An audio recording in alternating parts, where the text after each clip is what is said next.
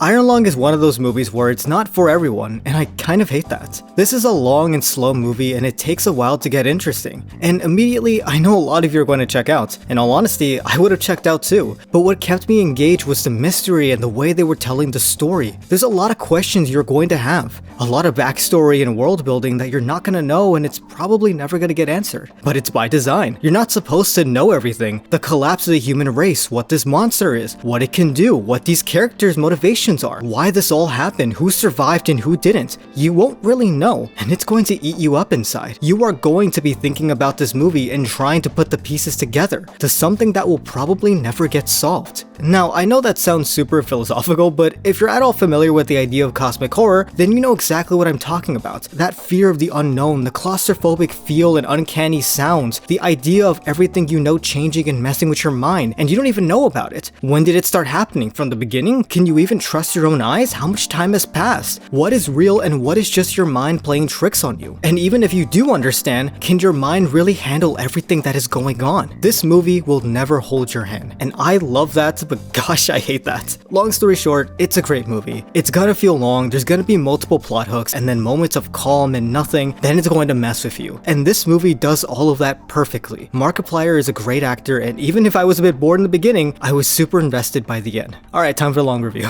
So yes, this movie is slow, you're gonna feel that. This entire movie takes place in the Iron Lung submarine. This is such a faithful adaptation that for 2 hours, Mark is just gonna be playing Iron Lung, and that's it, I'm not even joking. I really wish this movie was out online just so I could show you just how much of the movie Mark just spends playing Iron Lung. It's not a bad thing though, but I think one of the worst parts of this movie is the fact that once we see the mechanics of turning the submarine, going forward and going to specific coordinates, pressing the camera button and looking at the map, it starts to get a bit old. I can only see the meter and the coordinates and the oxygen things so many times before it starts to get tiring, especially when the camera loves to just linger on those shots. The cinematography though is amazing. For being confined to such a small area, it can feel up close and personal when it needs to, like when the main character is talking and freaking out or laying his past down on the table or reflecting. The camera captures everything so beautifully. It's oddly dynamic too, and one thing that I love is that it gets more expressive as the movie goes on. It starts off with simple and wide shots, keeping its distance from everything because we don't know anything. It shows off the whole submarine and then slowly closes in to reflect our main character's state of mind. We start passing through all those barriers and we see everything going on. We see shots of his eyes, of his mouth quivering, of his face confused and scared. And not only does the camera remain close, it also knows when to back away to let the audience feel disconnected and jaded. We aren't spoon-fed any information, so we slowly learn everything that is going on with the camera, with the music. It all reflects this. As we grow to learn more about our situation, about our character. We don't even learn his name till over halfway through the movie, and I think that's amazing. What would have made this even better though is if we never even saw his face until like the halfway point. Imagine going into this movie literally knowing nothing, just hearing that our main character is a convict who did something horrible, his whole body cast in shadow, and all we see is his arms and maybe his backside, just him piloting the Iron Lung and going through it. We then slowly start to see snippets of him freaking out because of what's going on around him, slowly revealing more of his face and slowly revealing more of his past. At first, the only thing we know is that the convict did something horrible, only by the end to really come to learn and to love him, to know that this broken man, Simon, never meant any harm. He was just dealt a bad hand, made a few mistakes, and lost everything in the process. He took the fall and everyone abandoned him. Now he has to live with that guilt. Markiplier is such a good actor. I know a lot of people are having a hard time separating him from his YouTube persona, and honestly, I totally get that. I too had a hard time in the beginning, especially with the way that Simon was confused about everything and making his little comments about what was going on, but very quickly I began to lose myself in Simon, in this character. He shines the most when he is haunted by his past or trying to save his own skin, until finally realizing that he needs to do something great instead, even if his own life is on the line. Those emotional moments hit the hardest for me. I was on the edge of my seat every time, and I'm so happy Markiplier was able to hit those highs. It wasn't always good. There's a specific part where Simon is trying to talk to the lady on the speaker and trade information for his life, and it was just Markiplier in every way. In the way that he bickered, his body language, like his hand movements, but those moments are few and far between, and easily I was able to get right back into the movie. My immersion was not broken. The immersion itself is 10 out of 10 in every single way. I really have to compliment the soundtrack. It hard carried everything in this film, especially with this being a slow burn. There is so much suspense and eerie sounds and genuinely making you feel tense. One moment that immediately comes to mind is when the power goes out and Simon has to crawl underneath the floor to restart it, and it's so scary. Nothing happens, of course, but him crawling through this tight vents, the darkness, the sound, Simon struggling to see and push through with this little little light. It's suffocating and I didn't like it. But that's horror. It was really effective. It was really good. I'm sad that there aren't more moments like this. I really wish this movie had more things to do. I understand that we were supposed to stay in the iron lung the whole time, but it would have been great to have more happen, for both the audience and for the sake of the story. Though the movie does understand this for the most part. Around 30 minutes in, the iron lung is pulled back up so they can attach something to the front. Simon is then told he needs to get a sample of the skeleton remains that he found. This is great. It's breaking up the mundane and giving us another plot hook. More mystery as to why the sample is important, more story as to what this sample could mean and what it is, and what's happening around the blood ocean, and more importantly, more character interaction. There's also this other part where Simon gets lost and has to make his own map. So he's running around from the console to the camera to the wall so he can mark on the paper, back to the controls, and then he puts like a book on the lever so the submarine can keep going, and then he runs back to the map to mark it. It's super engaging. It's a great way to spice up what we've already seen. There's also this other moment where he's trying to use the flashes from the camera so he can see something and read like a little paper, and also like cross the wires to repair this like console thing. And then obviously like the fire breaks out. Like all of this is great, and I easily wanted more of that. More of the character being engaged and proactive. Most of the story, Simon is reactionary, kind of. It makes sense though. He's just doing what he's told because he wants his freedom. But with that, there's so many things that I wish we just saw more of. I would have loved to have the opening of this movie start off with like desolate planets that have no life, or just to see the aftermath of the quiet rapture, instead of just simply talking about it in another conversation. Or to see Simon stuck in jail and get told that he's going down into the blood ocean. I get why we didn't. It's to help that mystery and so the audience can put the pieces together themselves, but as I mentioned before, this movie doesn't hold your hand.